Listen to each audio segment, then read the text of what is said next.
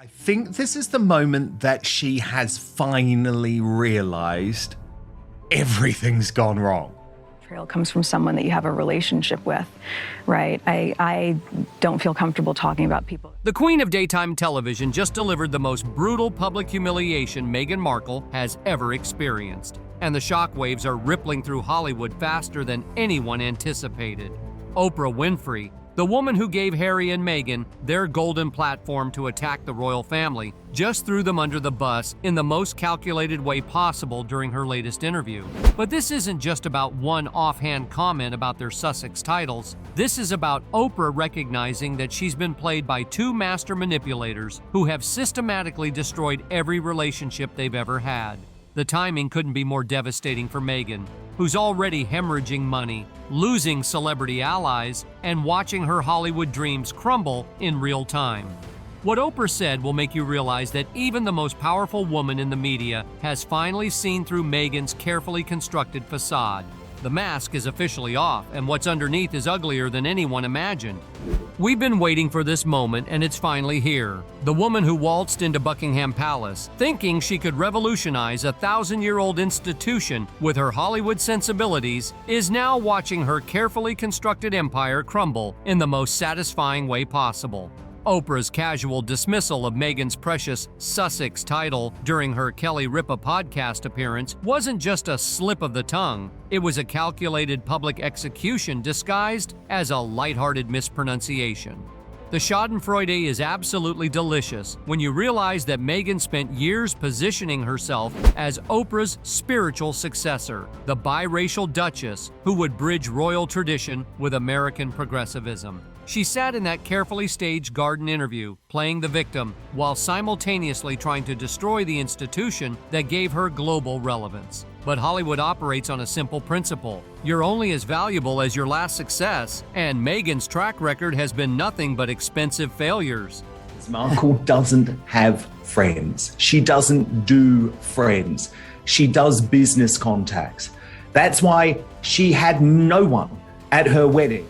What makes this downfall so satisfying is how predictable it was for anyone paying attention. We saw through Meghan's act from day one, while mainstream media was still buying into her victim narrative. The celebrity departures didn't happen overnight, were a systematic abandonment that started the moment her post-royal projects began failing. Ellen DeGeneres, who once defended Meghan publicly, quietly unfollowed her on social media in late 2023. No announcement, no explanation, just a digital ghosting that spoke volumes. George and Amal Clooney, who attended the royal wedding and were positioned as Meghan's Hollywood validators, have maintained complete radio silence about their former friends for over 2 years now. The Beckham situation is particularly brutal because it exposes Meghan's paranoid and destructive personality. When Victoria and David Beckham were photographed at a royal event without acknowledging Harry and Meghan, Meghan's team reportedly accused them of leaking stories to the press. The Beckhams' response was swift and permanent, complete social and professional excommunication. David Beckham, who had been one of Harry's closest friends, now treats the couple like they're radioactive. What I'm told, Meghan Markle has been going through multiple stages of grief over the Netflix deal. It started with denial. It moved to desperation to change the situation with Ted Sarandos. Then it was anger, and we know what she gets like when she's mad. And now it is complete devastation because perhaps the most telling indicator of Meghan's falling status is her conspicuous absence from the Met Gala guest list for 3 consecutive years. This isn't about not being fashion-forward enough. Anna Wintour personally curates that list based on cultural relevance and influence. Meghan's exclusion is a direct message from the fashion establishment that she's no longer considered worth the investment. The same pattern emerged at the Oscars, where Meghan and Harry's attempts to position themselves as industry players have been met with polite but firm rejection. They're not invited to the exclusive after-parties, their names don't appear on VIP lists, and when they do show up to events, they're treated with the kind of professional courtesy reserved for has-beens trying to relive their glory days. The most satisfying aspect of this downfall is watching the financial reality crush Meghan's delusions of grandeur. Every celebrity rejection directly impacts her earning potential in ways that her accountants are probably explaining to her in increasingly desperate terms. When Netflix executives see that Oprah won't even properly pronounce Meghan's title, they understand that the royal fairy tale they paid millions for has officially expired. It's at the end of Meghan Markle's Hollywood dreams as her and Prince Harry flame out of Hollywood.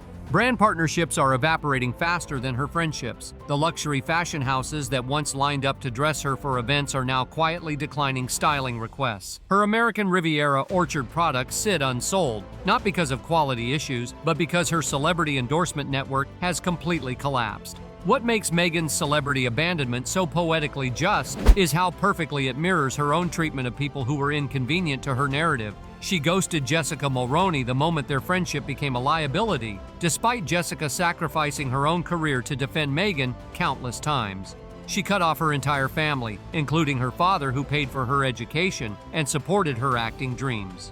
Meghan taught Hollywood exactly how she operates through her own behavior. Relationships are transactional, loyalty is conditional, and people become disposable the moment they're no longer useful. Now she's experiencing the receiving end of her own philosophy, and the irony is absolutely perfect. She ghosts folk when she no longer needs to get something from them. So yes, absolutely. The likes of Serena Williams were not friends. Oprah was never friends. Gayle King, they were never friends. These are contacts, and they are contacts to further the career of Meghan. The internet's response to Oprah's Sussex X moment has been a masterclass in collective satisfaction. TikTok compilations of the clip have gone viral, not because it's particularly funny, but because it represents a moment of public validation for everyone who saw through Meghan's act from the beginning. The comment sections are filled with people celebrating what they see as overdue accountability.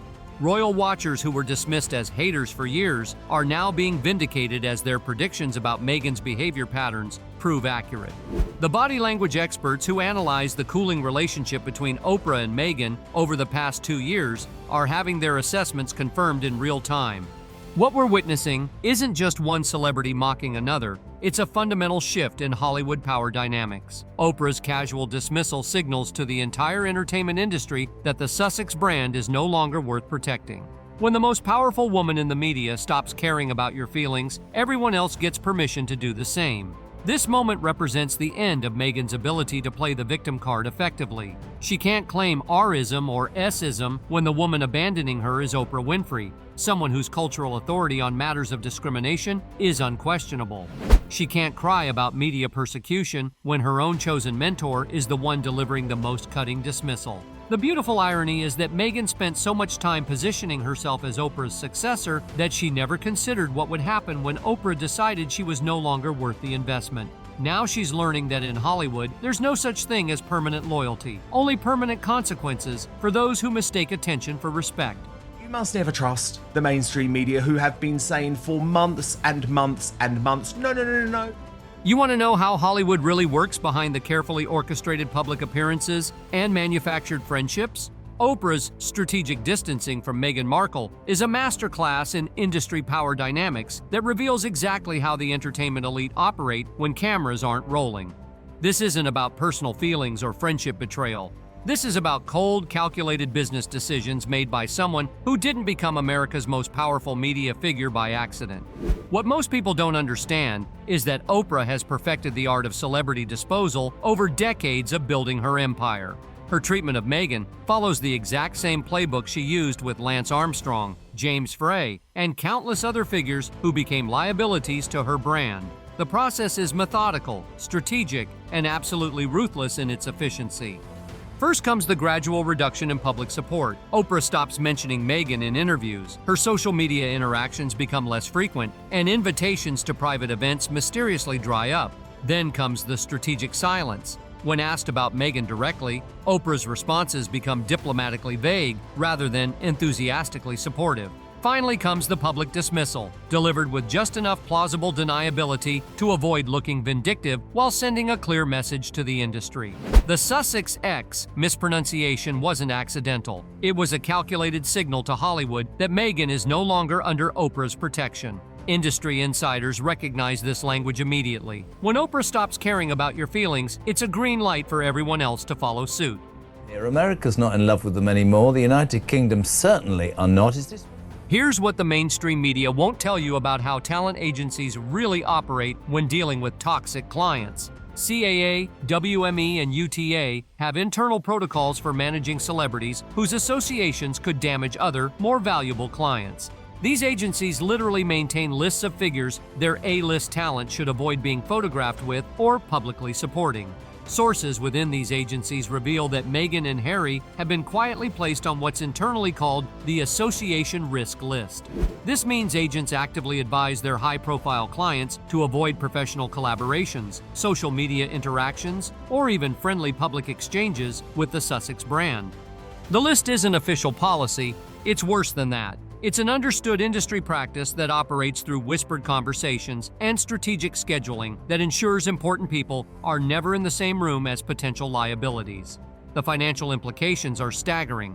When you're on this unofficial blacklist, it doesn't just affect direct partnerships, it creates a ripple effect that impacts everything from event invitations to casual social interactions. Other celebrities' publicists start advising against photo opportunities. Charity organizers become reluctant to seat you at prestigious tables, and party planners develop mysterious scheduling conflicts when your team reaches out. The truth about Meghan's Montecito social isolation is far more brutal than her carefully crafted public image suggests.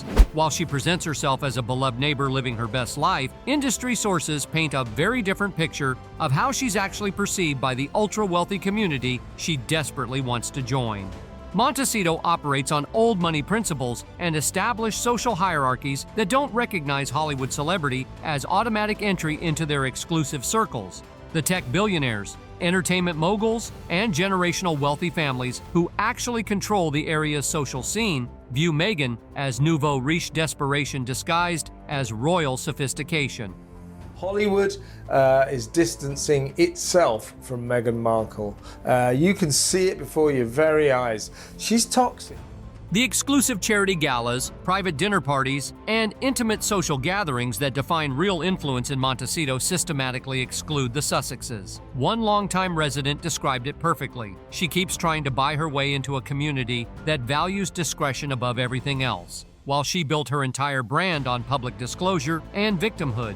The disconnect is painful to watch. Behind closed doors at Netflix headquarters, executives are engaged in what sources describe as full-scale damage assessment regarding their Sussex partnership.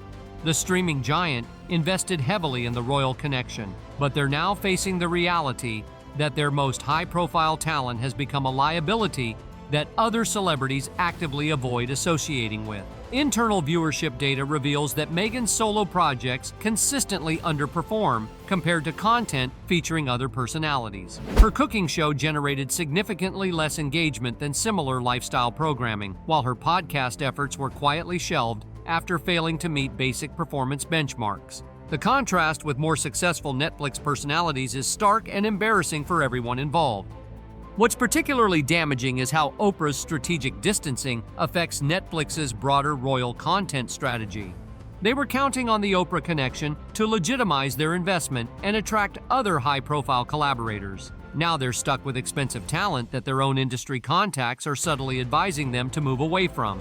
Here's an exclusive detail that reveals just how calculated Meghan's relationship maintenance efforts have become. Industry sources reveal that her team has been sending increasingly expensive gift baskets to celebrities, not as genuine gestures of friendship, but as strategic relationship preservation attempts. These aren't casual thank you gifts. They're professionally curated packages worth thousands of dollars each, designed by luxury concierge services that specialize in celebrity relationship management.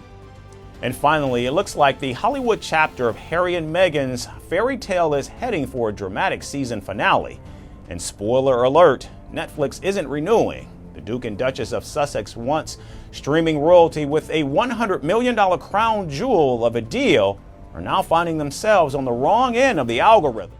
The contents are telling. High-end wine from her American Riviera Orchard brand, exclusive skincare products, personalized jewelry, and handwritten notes that read more like business proposals than friendly correspondence. The desperation becomes obvious when you realize she's essentially paying for acknowledgement from people who used to consider her a friend.